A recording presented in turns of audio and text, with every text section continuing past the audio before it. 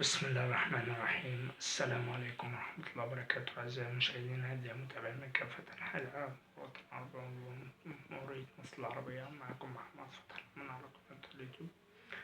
تحياتي القناة بإن سبورت الرياضية على إذاعتها لمباريات اليورو 24 بألمانيا. والف مبروك للمنتخب التركي، فاز على منتخب جورجيا ب3 أهداف لهدف. والف مبروك للمنتخب البرتغالي، فوز على منتخب تشيك بهدفين لهدف في افتتاحية المجموعة في يورو 24 بألمانيا. وتحياتي لكل نجوم التعليق والتحليل: الكابتن حفيظ الدراجرة وخليف وعصام الشوالي وخليل بلوشي وكل نجوم مشاهدة الصحة. وتحياتي لكل نجوم التحليل: الكابتن محمد الكوليني.